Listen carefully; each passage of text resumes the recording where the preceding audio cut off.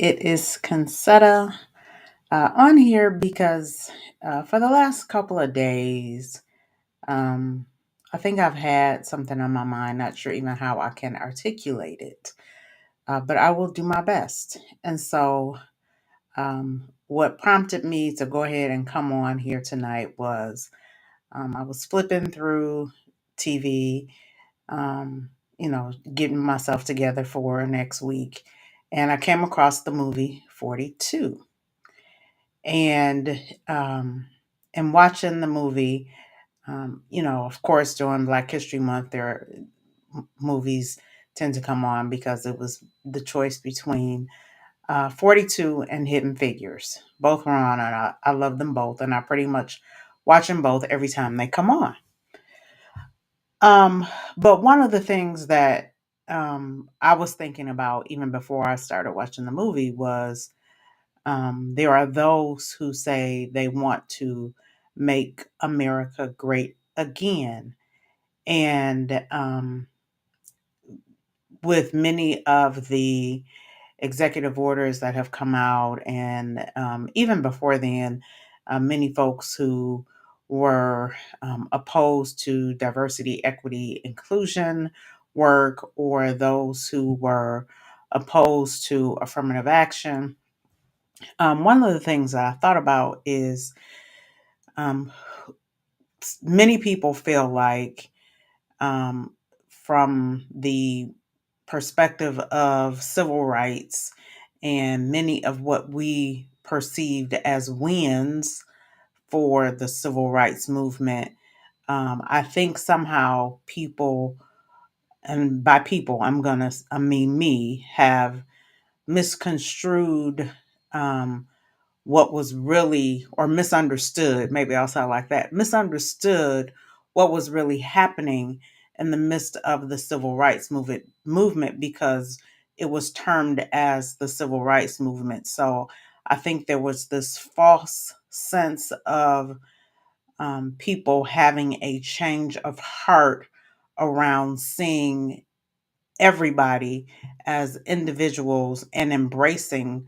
diversity, when in fact it really was about money. And until we can, uh, until it matters to people in their pockets and money, things won't change. Many of the changes that we saw in the quote unquote civil rights movement were really about money. And what prompted me, like I was thinking this before, but what prompted me to come on here tonight and watching 42, and Jackie Robinson asked the owner of the team, why, are you doing this, right? Why are you uh, going through all of this? And he was honest. I mean, of course, according to the movie, I don't know if this is how it really happened or not, right? But according to the movie, anyway, he was honest and said, because if I win a World Series, do you know how much money that will bring me? It wasn't because I want to, you know, make all these great strides in the name of equity and access, and all. It was about his bottom line and his dollar. So, um, this is what is the other thing that got to me too, as we think about, right, what's our path forward as a country, as a nation, right? How do we move forward? So I even thought back about to Abraham Lincoln, right? And the Emancipation Proclamation. And it wasn't so much that he was against slavery. In his mind, from his perspective, from what I understand, he was really doing what he had to do to save the country. So if saving the country meant slavery remained in existence, then today I might be an enslaved American if that's what he thought it would take. But he freed the slaves in an effort to save the country.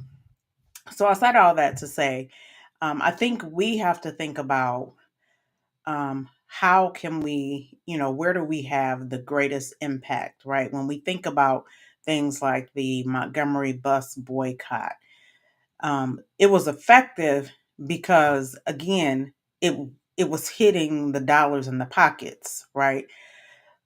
I hear people talk about, oh, I'm going to boycott this store and I'm gonna boycott that store. But at the end of the day, I don't know if those particular things are making that much of a difference. And it's okay. Like, I have personally decided there are people I don't want to spend my money with. And it's okay to do that. Now, I understand, for example, there's a gas station near my house. I won't go to it. I got my reasons, and we could talk about that a different day, right? But what I do know, that gas station is still in business. My little business didn't make a difference one way or another to that gas station, but for my own personal reasons, I decided I'm not doing business with that person. But I also know, again, the impact of me not doing business with that person isn't going to put them out of business.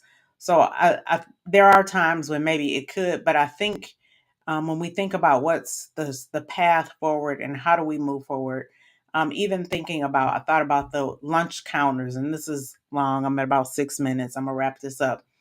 The lunch counters in North Carolina, um, again, it wasn't, I'm imagining that it wasn't just about we want to do the right thing and let everybody have equal access.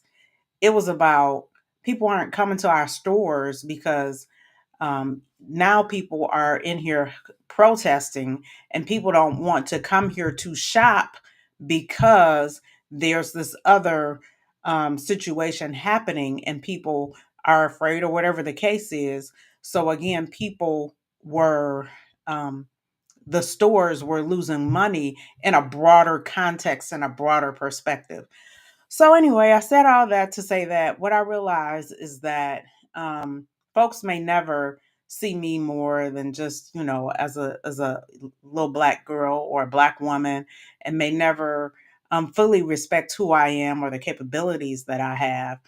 But that's okay by me. But also, I again have come to realize that many of the things that I perceived before as quote unquote civil rights wins were really, again, financial decisions made by folks, not because they thought it was the right thing to do to bring people together, but it was about money.